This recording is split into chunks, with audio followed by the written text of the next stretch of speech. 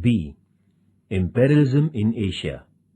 By adopting various ways, the European nations imposed imperialism on the Asian nations, that is, India, China, Japan, Myanmar, Burma, Indonesia, Malaysia, Philippines, and Thailand, also known as Siam. Imperialism in India. The Portuguese. Vasco da Gama, the Portuguese sailor, came to the Calicut, port of India, via South African peninsula in the year 1498 AD. Calicut is a port on the western coast of India. Vasco da Gama was allowed business concessions by King Zamorian. The Portuguese initially had great importance in the Indian politics. However, the Portuguese tried to propagate their religion, expand their rule, and business at the same time. Therefore, they couldn't set up an empire in India. They got restricted to Goa, Diu, and Daman Islands only. The imperialism in China. China is the biggest nation in terms of population in the Asian continent. It was considered to be a dominant nation till the second half of the 18th century. The Chinese people believed their culture to be the most superior of all the cultures in the world. It was the Manchurian from 1644 to 1911 which was held responsible for allowing a gigantic China to be brought under the reign of the Europeans. The Portuguese, who came to China via the sea route, were the first European traders there. They alighted at the Canton port of China in the year 1517. They were allowed concessions within the Canton port. Later on, the Portuguese captured the Macau port. After the Portuguese, the traders from France, England, in China. The coastal region of China was used by them for setting up commercial centers. Nevertheless, China didn't allow anybody to interfere into its internal region for almost 200 years. The Chinese society was molded in the ancient Confucian philosophy.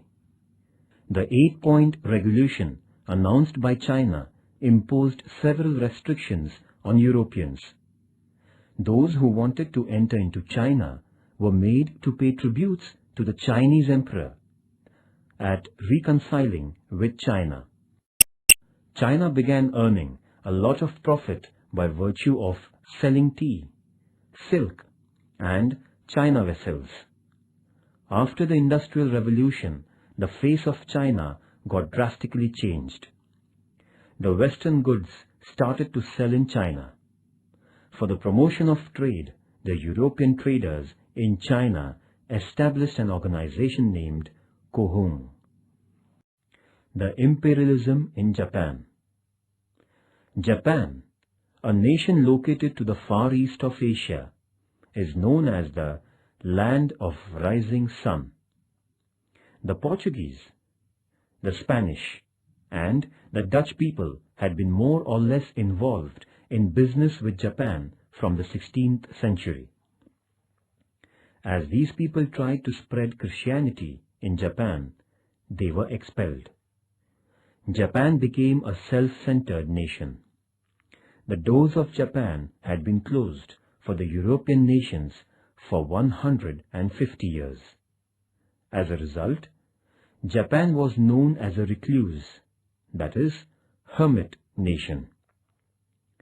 In comparison with the Western nations, Japan was a backward, plutocratic nation. America paid special attention to Japan in 1850. It felt that Japan was a favorable place for business. With this commercial intention, America felt the need of making friendship with Japan. In the year 1852, Commodore Matthew Perry was appointed as a chief of the American Naval Mission to Japan. Thus, Commodore Matthew Perry first came to the Gulf of Edo in Japan in 1853. He made a request to the Japanese government for ensuring safety to the American ships within the marine boundaries of Japan, along with business concessions. The British. With the purpose of initiating business with India, the East India Company was set up by Britain in the year 1600 AD. When the British came to India, North India was ruled by the Mughals. In 1615 AD, the East India Company was permitted to erect a business centre in Surat by Badshah Jahangir. The policy of the company was concerned with only business in the beginning. However, the East India Company started to dabble in Indian politics as the Mughal rule began to show the signs of decline, with intra-dynasty conflicts cropping up after the death of Badshah Aurangzeb. The absolute rule of the British. Lord Dalhousie introduced doctrine of lapse and undertook the mission of merging the local princely states into the British Empire by rejecting the adopted successors in Jhansi, Nagpur, Satara, Sambhalpur, Udaipur, etc. The state of Ayodhya was merged under the pretext of maladministration. Other princely states were deprived of the periodic pensions and brought under the English Empire.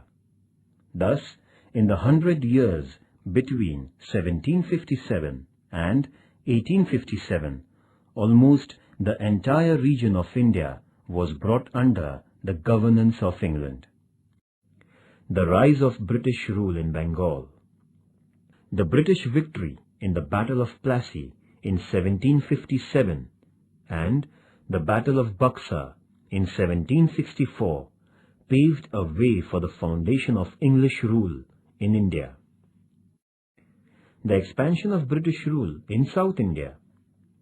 In the second half of the 18th century, South India had the domination of the Nizam, Hyder Ali, and the Maratha rulers.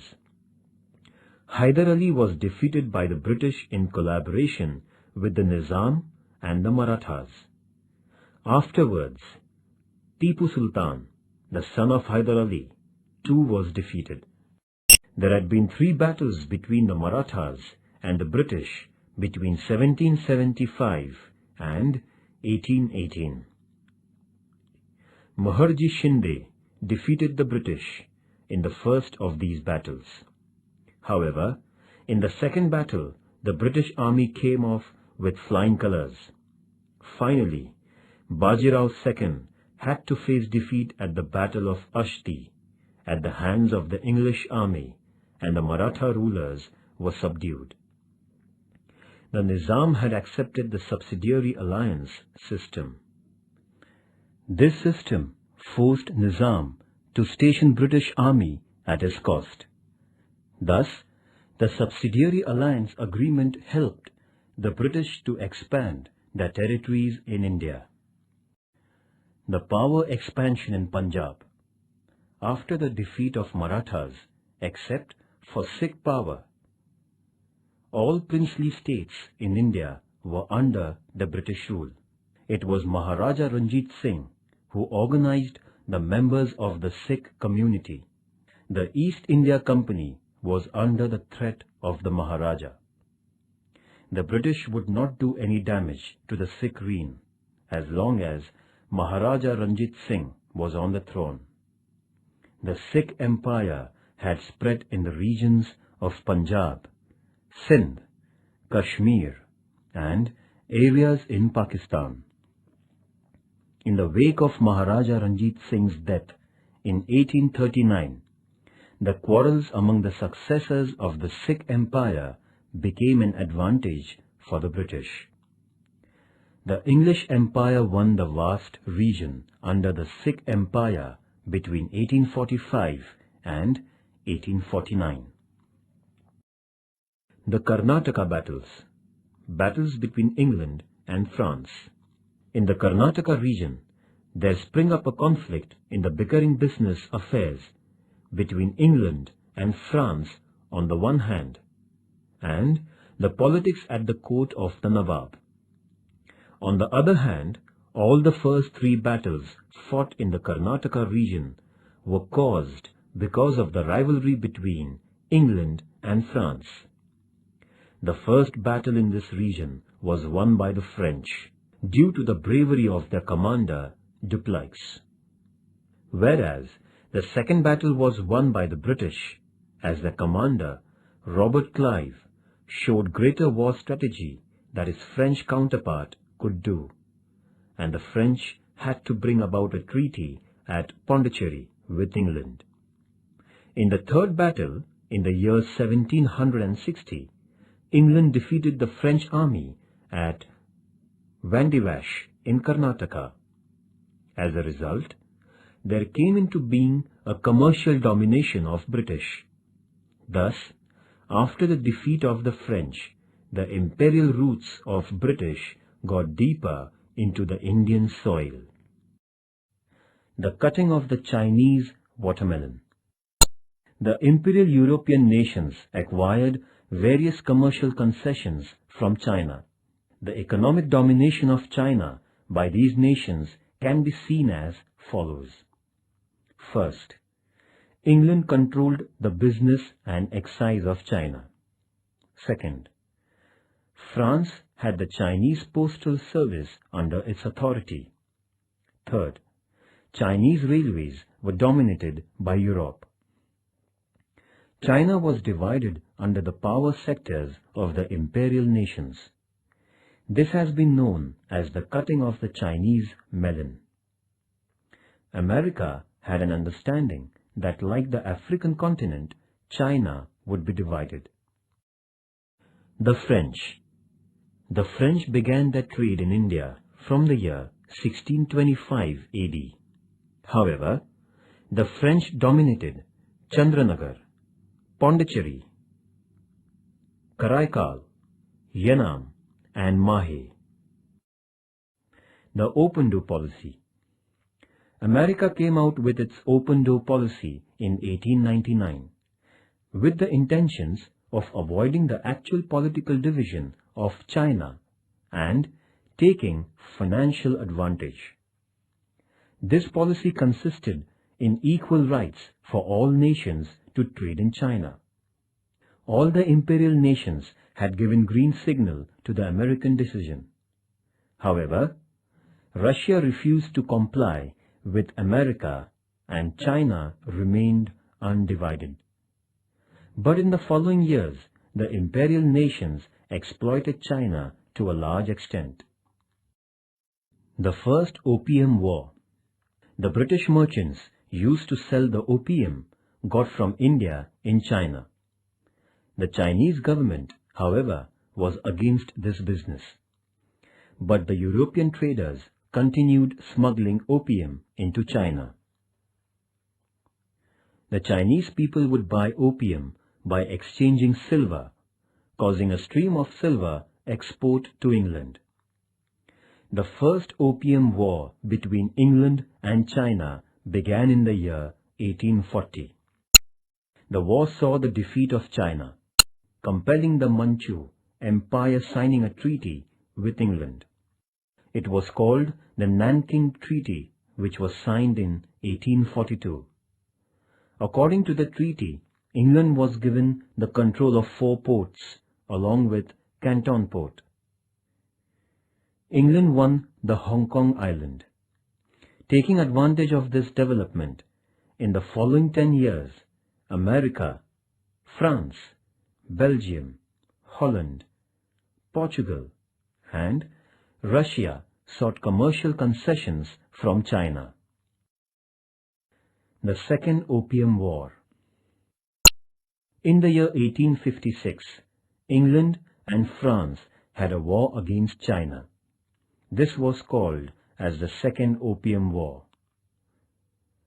This war came to an end with the defeat of the Manchu Emperor and the Peking Treaty. By this treaty, another group of 6 Chinese ports were opened for the foreign traders. The business of opium was given permission. The foreign envoys were allowed to stay in Peking. The Christian missionaries were now given security and freedom of spreading their religion. Russia attacked China in 1860 and won the Amur Sea coast of China. The fact was that the European nations had divided the vast region of China. Japan too defeated China by waging a war on it in 1894 and 1895. Japan had a part of Chinese region under its command. The Dutch. The Portuguese were followed by the Dutch in India. The Dutch too were interested in business.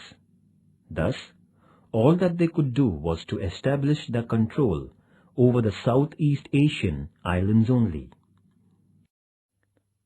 The Kanagawa Treaty. Considering the extent and strength of Perry's navy, then the Japanese Prime Minister Tokugawa Shogun signed a business agreement with America on 31st March 1854 at Kanagawa. According to this agreement, 1. America was allowed entry to the Shimonda and Hakodate ports for procuring wood, coal and water. 2. American envoy could stay in Japan. 3. The American sailors in distress should be given Japanese assistance. 4. America was allowed to do business in Japan by the local rules and regulations. In this way, the non-aligned status of Japan came to an end, and the decline of Tokugawa Shogun began. England, France, Russia, and Holland desired to acquire business concessions in Japan, like America. Accordingly, Japan made agreements with these nations and granted business concessions. On the basis of the granted concessions, the imperial nations prepared themselves to exploit Japan. The imperialist nations went on to have trade concessions from Japan by virtue of modern power. Japan was thus made to realize its weaknesses and change its policy towards these nations.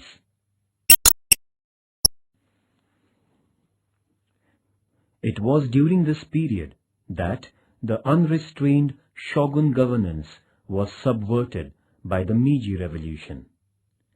Japan modernized itself by drastically changing the economic, political, and social fields, seeking motivation from the scientific and artistic development with which the European nations had defeated Japan. After modernizing itself, Japan endeared the policy of imperial expansion.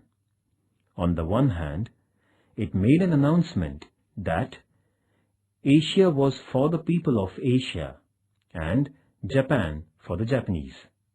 And on the other, with a view to imperial expansion, it defeated the powerful nations like China and Russia and annexed regions belonging to China. Japan brought Korea and Formosa under its empire. Japan, the nation which was a victim of imperialism, became a powerful imperial nation in Asia.